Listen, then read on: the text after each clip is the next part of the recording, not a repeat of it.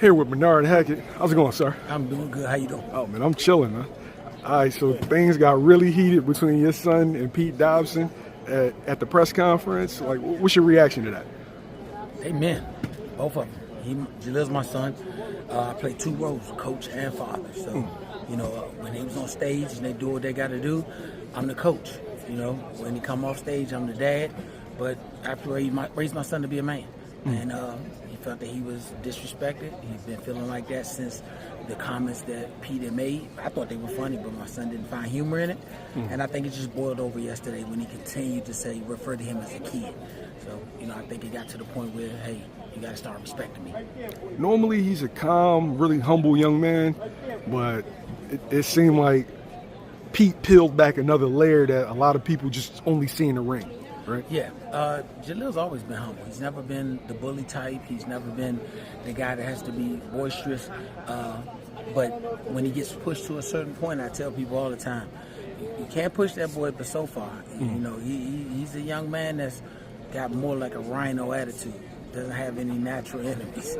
So when you do push him, as some fighters have, they see the outcome hasn't been good. Did you know during the face-off that Jalil would, I ain't gonna say choking, but did you know something would happen? Actually, no, because I told Jalil beforehand, if you know Jalil, if you push him, he'll go over the top.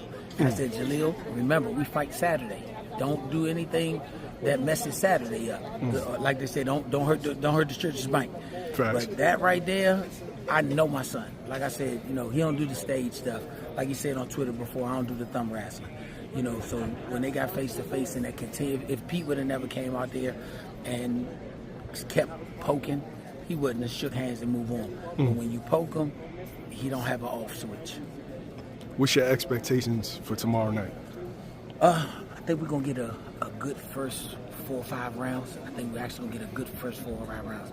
I said, but after that, somewhere around 6 to 8, I look for Jalil to stop him. I look for him to stop him around 6 to 8. That would be a hell of a statement, being that Jalil hasn't been past 6 rounds, his first 10-rounder. He hasn't been as active as you or him would have wanted. This is a big step up. Is this going to bring the best out of him? No. Honestly, and that's not saying it in arrogance. I'm saying no because inactivity is for guys who don't go to the gym, who don't stay in the gym, but he stays in the gym.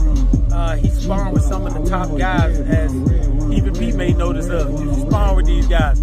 So he's staying active, he's staying busy, just not in front of the camera. Now with Matchroom, Eddie Hearns and that team, they're going to put him in front of the camera. So when you're sparring with the likes of Lamont Rose, when you're sparring with Jaron, Ennis, when you're sparring with Jaron, those are all either current champions, former champions, and they're bringing their best to the table because they have amazing confidence in their skill set. So if you're getting that on a regular basis, the only rush you have is not being in front of the crowd and the gloves being bigger. But whenever Jalil's gloves get smaller, he loves the crowd. So, that's just how it works. Expect the movie tomorrow night?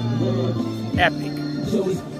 I think you will see a great trilogy, if you want to call it that. The early card will be a great movie. Jalil's fight will be a great movie. And then the main attraction, Jaron Ennis, will be a great movie. So you're going to get an excellent night of boxing. The tickets are selling amazingly. If you got to get one, you better get one. You better be in the building. This will be something. From the outfits that you see the guys wear all the way to the fights. Thank you, sir. No problem.